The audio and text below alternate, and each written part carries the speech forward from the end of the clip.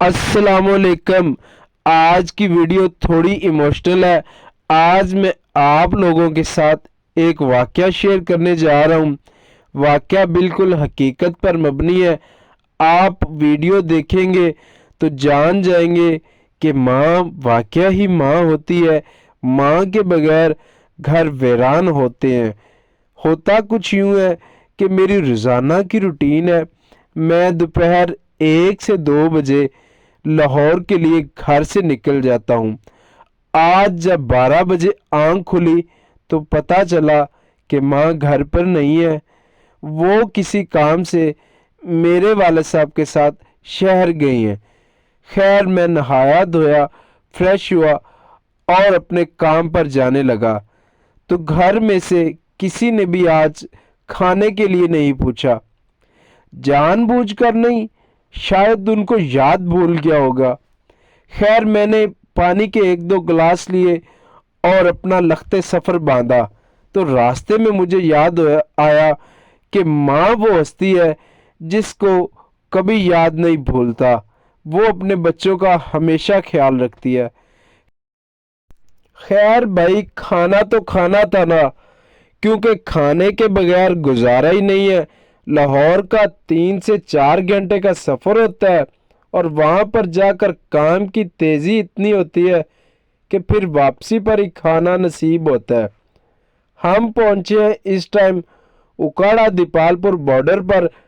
آپ اکاڑا سے اگر آ رہے ہیں تو جیسے ہی دیپالپور کی حدود میں داخل ہوں گے تو آپ کے لیفٹ ہینڈ پر آپ کو نظر آ جائے گا بڑے گوشت کا دیگی پلاؤ۔ لوگوں کا رش ہی آپ کو بتا دے گا کہ یہ اصلی بڑے گوشت کا دیگی پلاؤ ہے۔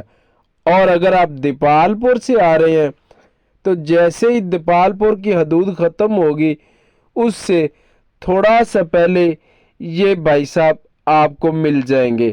ابھی دوپہر کے تقریباً 2 ہی بجے ہیں اور میں نے بھائی صاحب سے پوچھا ہے کہ سیل کتنی ہو گئی ہے تو بھائی صاحب بتا رہے ہیں کہ روزانہ کی 2 دیگیں لگ جاتی ہیں دوپہر 2 سے 3 بجے تک۔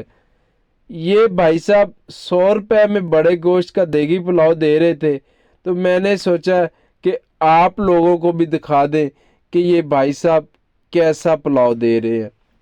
ایک 100 روپے میں بیف پلاؤ کے ساتھ ساتھ آپ کو رائتا سلاد بھی مل رہا ہے۔ ابھی میں یہ ویڈیو بنا ہی رہا ہوں کہ میرے کالج کے زمانے کا دوست اظہر آ گیا۔ دستی کیمرہ بند، ویڈیو پہ کوئی فوکس نہیں، یار سے دل کھول کے ملاقات کی، کچھ پرانے فسانے چھیڑے، کچھ پرانے دوستوں کی یادیں آئیں، پھر ایک دوسرے کے چہروں پر مسکراہٹیں بکھیری۔ ابھی ہم کھانا کھانے ہی لگے تھے کہ ایک ماں جی آ گئی اور مجھے کہتی کہ بیٹا بھوک لگی ہے تو میں نے 1 پلیٹ ان کے لیے بھی آرڈر کر دی، لیکن میرے آنسو تھے کہ تھم نہیں رہے تھے۔ میرا اندر میں ہی جانتا تھا۔ وجہ یہ تھی کہ میرے دماغ میں ایک ریل چل رہی تھی کہ اللہ نے شاید اس ماں کی بھوک کے لیے میری ماں کو کسی ضروری کام سے شہر بھیج دیا، کہ شاید اللہ تعالیٰ نے مجھے آج اس ماں کی خدمت کے لیے چن لیا۔ اس ماں جی کی خدمت کر کے دل کو بہت تسلی ہوئی۔ آپ اسے محض اتفاق بھی سمجھ سکتے ہیں، لیکن میرے ساتھ ایسے کئی واقعات ہو چکے ہیں کہ جن میں میں نے اپنے اللہ تعالیٰ کی شان اپنی آنکھوں سے دیکھی ہے۔ چھوٹا شان مجھے کہہ رہا ہے کہ یار ویڈیو اچھی نہیں آئی، کوئی کلپ نہیں بنے، اظہر آیا آپ لوگ ملے نہیں، نہ ہی تعارف کروایا۔ میں نے کہا یار جب یار دوست آ جاتے ہیں نا پھر دل کھول کے ملاقاتیں ہوتی ہیں، پھر ہر چیز سائڈ پر۔ آپ بھائی اب ویڈیو کلپ بنا لو۔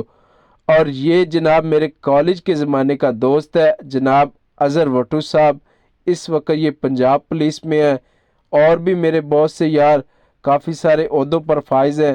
اللہ تعالیٰ سب کو سدا سلامت رکھے۔ آپ لوگ بھی اپنے تمام دوستوں کے ساتھ مخلص رہا کریں۔ اللہ حافظ۔